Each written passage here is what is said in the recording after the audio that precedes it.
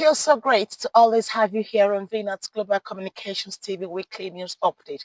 Easier to you. Today, we will be bringing you the most important stories that has made it into the headlines this week.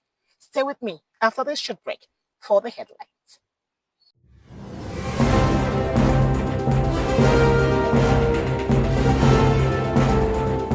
Welcome back. Now, the headlines.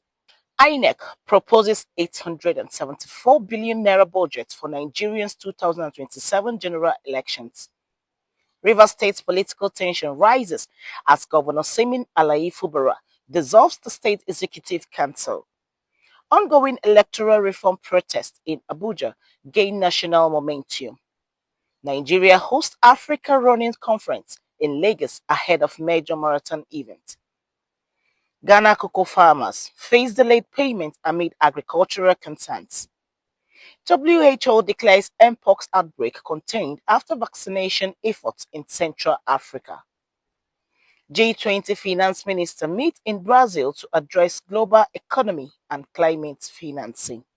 Nigeria's Independent National Electoral Commission proposed approximately 874 billion naira for preparations towards the 2027 general elections during the week under review. The proposal forms part of ongoing national budget discussions and electoral reform conversations. According to officials, the funding would cover logistics, election technology upgrades, training of personnel, and voter education initiatives. Policy analyst says early planning could help prevent past logistical setbacks, while civil society groups continue to demand transparency and accountability in election spending. Political development intensified in Rivers State after Governor Similayi Fubara dissolved the state executive council. Supporters described the decision as a restructuring effort aimed at improving governance efficiency, while critics questioned its timing and implications for political stability. Observers say the move could reshape alliance within the state's political landscape and influence future governance direction. Throughout the week, demonstrations continued in Abuja as civil society groups and youth organizations demanded stronger electoral reforms and increased transparency. Protesters called for improvements in election technology, accountability measures, and legal reforms to ensure credible future elections. Authorities acknowledged several concerns and initiated early dialogue with advocacy groups. Security agencies maintained a visible presence while reports indicate that demonstrations remained largely peaceful. Nigeria hosted a major African running conference in Lagos as part of preparations for an international marathon event. The conference brought together athletes, sport administrators, and development stakeholders to discuss youth empowerment, athletics tourism, and grassroots sports investment. Experts say the event positions Nigeria as a growing hub for continental sports development and community wellness initiatives. Let's take a short break. See you soon.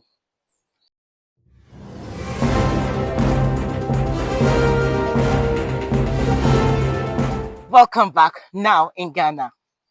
Cocoa farmers in Ghana raised concern over delayed payments impacting agricultural productivity and rural livelihoods.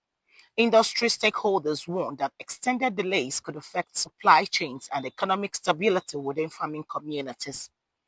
Government authorities are reviewing measures to stabilize the sector and address farmers' grievances. The World Health Organization announced that the recent mpox outbreak in Central Africa has been contained following extensive vaccination campaigns and coordinated health interventions. Health experts credited rapid response team and strong community engagement for controlling the spread of the disease. Authorities emphasized continued surveillance to prevent potential future outbreaks. Finance leaders from the G20 met in Brazil during the week to address global economic stability, debt challenges, and climate financing strategies. The summit focused on strengthening support for developing economies and promoting sustainable development initiatives. Analysts said decisions from the meeting could influence trade policies, investment trends, and global economic cooperation in the months ahead. Thank you for joining me at Global Communications TV today. And that's it for this week. More to come next week.